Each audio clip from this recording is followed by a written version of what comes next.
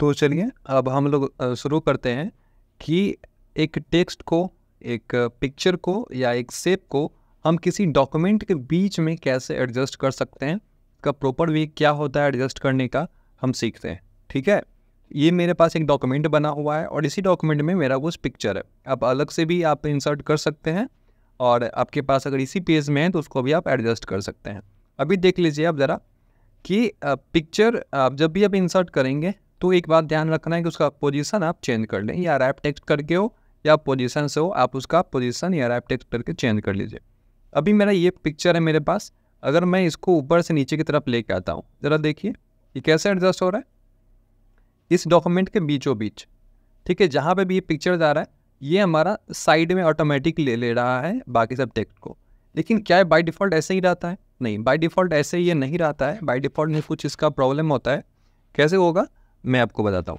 जैसे पिक्चर आपने इंसर्ट किया और पिक्चर फॉर्मेट पे आप आ जाएंगे। ठीक है, पिक्चर फॉर्मेट पे आने के बाद में रैप टेक्स्ट करके, ठीक है, आप इस यहाँ से आप डिसाइड कर सकते हैं कि आपका जो इस पिक्चर के चारों साइड में जो टेक्स्ट होने वाला है वो स्क्वायर में होगा, ठीक है, या टाइटली इसमें पैक्ड होगा, ठीक है, या आपका ऊपर या नीचे रहेगा, थ्रू आउट रहेगा। ठीक है, थ्रू आउट टाइटली और आपका स्क्वायर लगभग सेम होता है।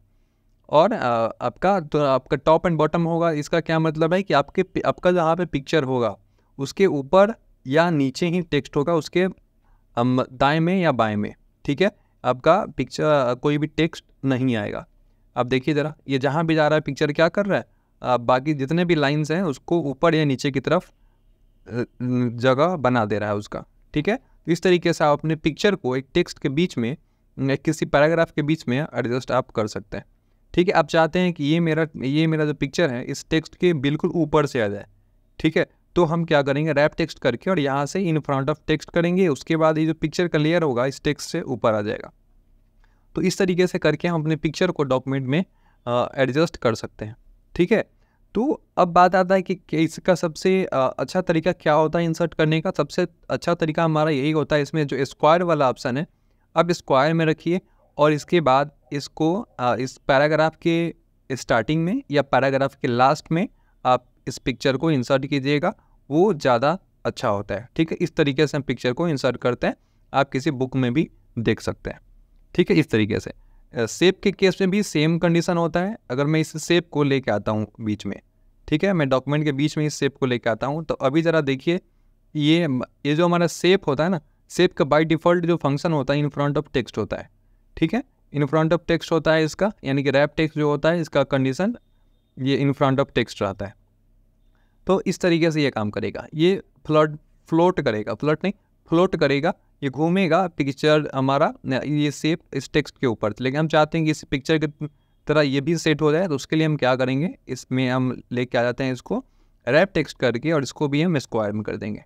स्क्वायर में करते ही ये हमारा इस पिक्चर में एडजस्ट हो गया। नीचे वाला शेप इसलिए और नीचे वाला पैराग्राफ इसलिए हो रहा है क्योंकि नीचे में रिफ्लेक्शन इफेक्ट भी लगा हुआ है। ठीक है, अगर मैं यहाँ से रिफ्लेक्शन इफेक्ट इसका हटा दूँ, ठीक है, रिफ्लेक्शन इफेक्ट में हटा दूँ, तो आप देख सकते हैं बाकी सब भी एडजस्ट हो गया है। ठीक है, तो इस तरीके से हम एक पिक्चर को या हम किसी एक शेप को एडजस्ट कर सकते हैं अपने डॉक्यूमेंट के बीच में। हाँ, वर्ड आर्ट के केस में क्या होता है, वर्ड आर्ट भी एक अलग से ही लेयर आता है, इसके लिए भी हमारा रैप टेक्स्ट का ऑप्शन आता है। चलिए इसको भी लेके आते हैं ऊपर। इसका भी बाय डिफ़ॉल्ट जो पोजीशन होता है इन फ्रंट ऑफ टेक्स्ट होता है, लेकिन हमको इसको लाना है अपने डॉक्यूमेंट के बीच में। मैं इसको दूसरे पेज में लेके आ जाता हूँ, इस पेज में मैं इसको लेके आ जाता हूँ और इस पेज में इस पैराग्राफ के बाद में हमको इस प्लेस करना है। तो हम क्या करेंगे, यहाँ पे कर्सर रखेंगे, यहाँ पर रैप टेक्स्ट करेंगे और यहाँ से स्क्वायर नहीं, यहाँ पे हम इस तरीके से करेंगे टॉप एंड बॉटम में, ताकि यहाँ पे एक मेरा टेक्स्ट आ जाए और इसके बाद में इसके ऊपर, यानी जो भी हमारा टेक्स्ट हो इसके बाद का, ठीक है, तो इससे ऊपर हो या इसके नीचे हो, इसके बराबर में नहीं हो। तो इस तरीके से हम अपने डॉक्यूमेंट के अंदर में कोई पिक्चर या कोई शेप या अलग तरीके कोई वर्ड आर्ट टेक्स्ट बॉक्स हम इंसर्ट कर सकते हैं। तो इस तरीके से हम अपना काम कर सकते हैं, आसानी से काम कर सकते हैं। ठीक है, अगर आप कोई बता रहा है इस तरीके से कि कोई आपने शेप इंसर्ट किया हुआ है, उसमें कोई टेक्स्ट आपको लिखना है, कैसे लिखेंगे, चलिए देखते हैं। यहाँ पे मैं इंसर्ट टैब में आ जाता हूँ, शेप्स, और यहाँ पे मैं ये लिया शेप। ठीक है, ये शेप मैंने लिया क्योंकि हेडर बनाने के लिए हमको शेप का ज़रूरत पड़ता है, और शेप मैंने लिया, इसमें कुछ लिखना है। तो लिखने के लिए हम सिंपल सा इस शेप को सेलेक्ट करके रखेंगे और लिखना शुरू करेंगे हम A1 कंप्यूटर इंस्टीट्यूट। ये फॉर एग्जांपल आ रहा है A1 कंप्यूटर इंस्टीट्यूट, और हो सकता है कि इस किसी इंस्टीट्यूट का नाम भी हो, लेकिन मैं यहाँ पे फॉर एग्जांपल ले रहा हूँ। ठीक है, ये देखिए ज़रा, ये लिखाना स्टार्ट हो गया। यानी कि आपको यहाँ पे बाकी सब, आप अगर कोर्स आप देखेंगे कहीं पे ऑनलाइन अगर कोर्स आपको देखना होगा तो आप देखेंगे तो वो लंबा प्रोसेस बताते हैं इस तरीके से कुछ। आप अपने शेप एक इंसर्ट किया, इस पर राइट क्लिक कीजिए, फिर ऐड टेक्स्ट कीजिए। क्या ज़रूरी है भाई? कोई ज़रूरी नहीं है। आप सिंपल सा आप शेप सेलेक्ट कीजिए और लिखना शुरू कीजिए, लिखा जाएगा। ठीक है, कोई ज़रूरी नहीं है कि आप उस पर राइट क्लिक करके और ऐड टेक्स्ट कीजिए फिर लिखाएगा, ऐसा कुछ करने का ज़रूरत नहीं होता है। ठीक है, तो आप बात समझिए, आप एक शेप के अंदर में कुछ भी लिख सकते हैं। बात समझ में आ गया? और बाकी जो भी मैंने आपको अलाइनमेंट समझाया है होम टैब से, अब इसका भी अलाइनमेंट उसी तरीके से काम करेगा। ठीक है, left alignment, right alignment, centre alignment, हर तरीके से ये काम करेगा। ठीक है, तो यहाँ पे हम काम कर सकते हैं। अब बात है कि मेरा शेप का जो थोड़ा सा मैं इसका हाइट बढ़ा देता हूँ। अभी ये शेप के अंदर में जो टेक्स्ट है मेरा कहाँ पे है? सेंटर में, बीचों बीच सेंटर में है। मैं इसको चाहता हूँ कि नहीं ये थोड़ा ऊपर चला जाए। अब लेफ्ट में या राइट में लेके आना है तब तो मैं Ctrl+R या Ctrl+L करके मैं लेफ्ट राइट में लेके आ सकता हूँ, लेकिन मुझे ऊपर लेके जाना है टॉप या बॉटम में, कोई कैसे जाएगा? तो उसके लिए तरीका है, अलाइन टेक्स्ट का ऑप्शन है यहाँ पे, शेप फॉर्मेट में ही अलाइन टेक्स्ट को करके अगर टॉप में कर दो तो टॉप में चला जाएगा, बॉटम करूँगा तो बॉटम में जाएगा। बाय डिफ़ॉल्ट ही मिडिल में होता है। ठीक है, मिडिल में होता है। तो इस तरीके से हम काम कर सकते हैं। बात समझ में आ गया? चलिए अब मान लेते हैं, ज़रा और देखिए इसमें एक शेप को किस तरीके से काम करा सकते हैं। देखिए ये मेरा शेप है। ठीक है, बेसिक क्या है कि डुप्लीकेट बना लेता हूँ Ctrl+D प्रेस करके। अब मैं चाहता हूँ कि यहाँ पे A1 जो कंप्यूटर इंस्टीट्यूट है, ये इसको मैं इंस्टीट्यूट यहाँ से हटा देता हूँ, सिर्फ ये A1 रहने देता हूँ मैं यहाँ पे। शेप का मैं डिज़ाइन साइज छोटा कर देता हूँ। यहाँ से मैं चाहता हूँ कि ये जो A1 कंप्यूटर है इस शेप के ऊपर आ जाए। ऊपर लाने के लिए क्या करना होगा? से ब्रिंग फॉरवर्ड, ऊपर आ गया।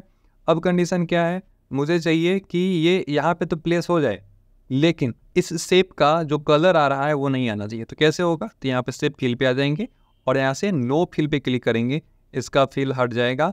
उसके बाद में आउटलाइन भी आपको हटाना है तो आउटलाइन पे आ जाइए, नो आउटलाइन कर लीजिए, आपका आउटलाइन हट जाएगा इस शेप का। और आप इसको जहाँ भी चाहें जैसे चाहें आप इसको एडजस्ट कर सकते हैं। इस शेप के अंदर का जो टेक्स्ट है ये हमारा, अगर आप वर्ड आर्ट का यूज़ करके उस वर्ड आर्ट के फंक्शन का यूज़ करके अगर आप इसमें कुछ चेंज करना चाहते हैं तो आप कर सकते हैं, आसानी से कर सकते हैं। इस तरीके से हम अपने एक वर्ड आर्ट को या एक शेप के अंदर का किसी टेक्स्ट को, शेप को एडजस्ट कर सकते हैं, एडिट कर सकते हैं, और पिक्चर को, शेप को या किसी वर्ड आर्ट को एक अपने डॉक्यूमेंट के बीच में सेट कर सकते हैं, जो कि नोट्स बनाने के लिए बहुत ही फ़ायदेमंद होता है। ठीक है, तो इस तरीके से आप काम करेंगे। ठीक है, आई होप आपको ये बात समझ में आया होगा। तो आप इसको प्रैक्टिस कीजिए और फिर हम आगे बढ़ते हैं।